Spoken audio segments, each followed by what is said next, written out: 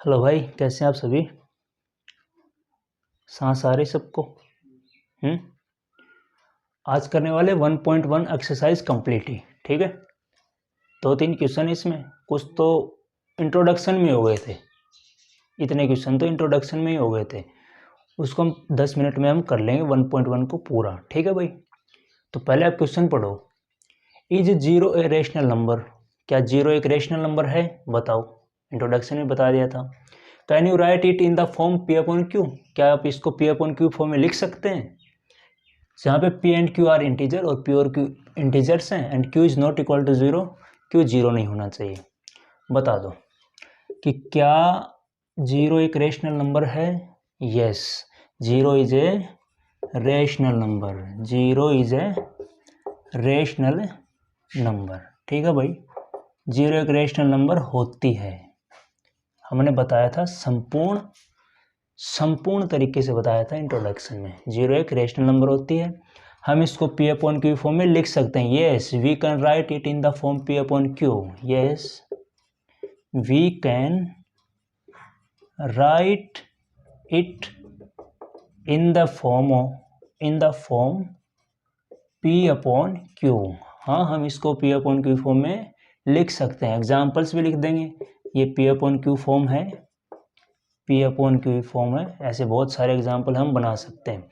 मतलब क्या है कि नीचे जीरो ना हो, बस ऊपर जीरो हो, चलता है वो, तो वो रेशनल होती है। ठीक है भाई, पी एंड क्यू यहाँ पे इंटीजर्स हैं। पी और क्यू इंटीजर्स होने चाहिए, तो जीरो भी इंटीजर है, 2 भी इंटीजर है, 3 भी इंटीजर है। अब देखो √2 मुझे बताओ एक बार, इरेशनल है या रेशनल है?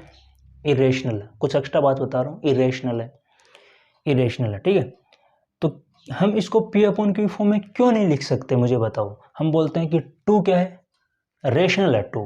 पी अपॉन क्यू फॉर्म क्या हो गई, नीचे 1 मान लो, पी अपॉन क्यू फॉर्म हो गई। सही बात है, तो हम √2 के नीचे 1 क्यों नहीं मान सकते, पी अपॉन क्यू फॉर्म क्यों नहीं मान सकते इसको? क्वेश्चन में लॉजिक तो है ही ना, कि 2 जब 3 क्या है, रेशनल है, तो बोले पी अपॉन क्यू फॉर्म लिखो इसको। लो, लिख दी, नीचे 1 मान लिया, पी अपॉन क्यू। लेकिन √3 इरेशनल है, पी अपॉन क्यू फॉर्म ऐसे नीचे 1 लिख के क्या हम इसको पी अपॉन क्यू फॉर्म नहीं मान सकते क्या? 1 तो होता है ये सबके नीचे, इनके नीचे भी 1 होता है, रूट की नंबर के नीचे 1 होता है। 1 हर नंबर के नीचे 1 होता है भाई। हर नंबर के साथ मल्टीप्लाई में 1 होता है, हर नंबर के साथ डिवाइड में भी 1 होता है। ये डिवाइड में ही है। ठीक है, इनके नीचे 1 है, तो क्या ये पी अपॉन क्यू फॉर्म क्यों नहीं है? देखो फ्रैक्शन तो बन ही रही है, क्यों नहीं P upon Q form? P upon Q form होगी है, लेकिन ये बात अलग है ना कि P and Q are integers, कि P और Q, ये P है और ये Q है, दोनों इंटीजर होने चाहिए। इंटीजर का मतलब एक पूरा पूरा नंबर होना चाहिए, चाहे वो प्लस का नंबर हो चाहे माइनस का हो। तो √2 एक पूरा नंबर नहीं है, इंटीजर्स नहीं। इंटीजर्स में क्या आते हैं, 1 2 3 4 इस तरह से, -1 -2 -3 -4 इस तरह से ये आते हैं इंटीजर में। तो √2 √3 इंटीजर नहीं है, पूरे पूरे नंबर थोड़ी है। हाँ भाई, तो इसलिए ये इरेशनल होते हैं, इसलिए हम इसको पी अपॉन क्यू फॉर्म नहीं मानते। और पी अपॉन क्यू फॉर्म होगी तब भी इंटीजर नहीं है, ये इंटीजर होना चाहिए। आए बात समझ में? इसलिए हम इसको इरेशनल मानते हैं, कि जिनका पूरा पूरा स्क्वायर रूट नहीं बन रहा हो। इसलिए बोल देते हैं शॉर्टकट में, मैंने भी ये बताया था कि जिनका पूरा, ये अच्छे याद रहता है ये, कि जिनका पूरा पूरा स्क्वायर रूट नहीं बनता हो वो इरेशनल होता है। ठीक है, तो पी अपॉन क्यू फॉर्म इसलिए नहीं होती है, इंटीजर नहीं है ये। इंटीजर होने चाहिए, पूरा पूरा नंबर होना चाहिए, पी और क्यू दोनों। समझे ना इस बात को? हाँ, अब सेकंड क्वेश्चन है। सेकंड क्वेश्चन देखो, सेकंड ये मेरे भाई कि find 6 rational number between 3 and 4।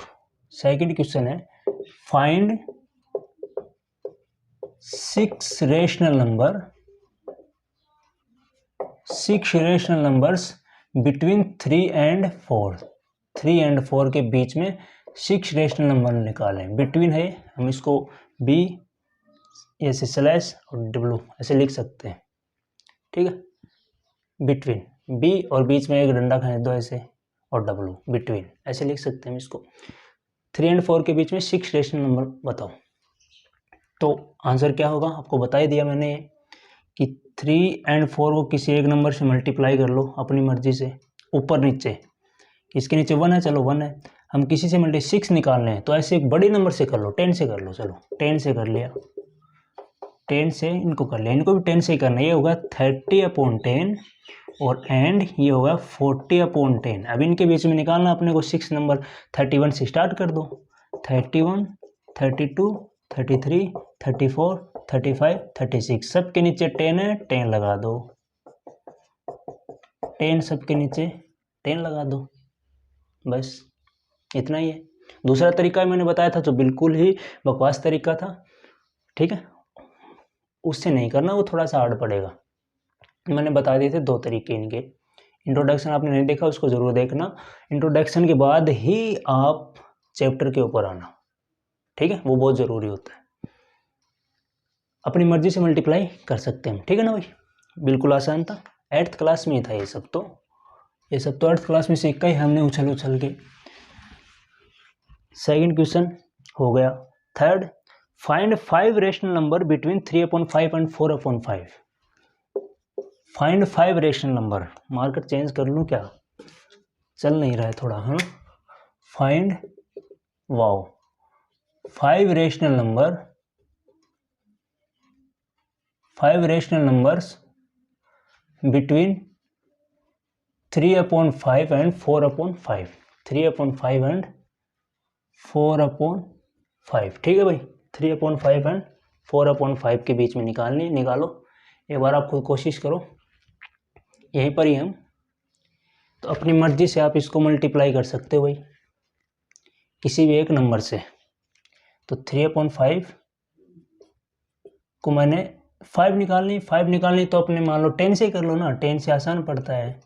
कोई ज़रूरी थोड़ी है कि हम सेम आया आंसर, इसका सेम आंसर नहीं आता इसका। ये 30/50 बन गया एंड ये बना 40/50। अब बीच में 5 नंबर निकालने अपने को, 5, तो 31 से स्टार्ट कर दो, 31 से स्टार्ट कर दो। ये मार्कर बड़ा अच्छा है चल रहा भाई, हाँ। ये हो गई 5 रेशनल नंबर, ठीक है, हो गई ना। क्वेश्चन 3 हो गया। 4 का, 4 में ट्रू फॉल्स है, ट्रू फॉल्स। तो ट्रू फॉल्स तो मैंने आपको करवाई है, हाँ। ट्रू फॉल्स में ये देखो, every natural number is a whole number. True false में मैंने बता दिया कि ट्रू है या फॉल्स है बताना आपको। फर्स्ट है every natural number is a whole number, कि एवरी नेचुरल नंबर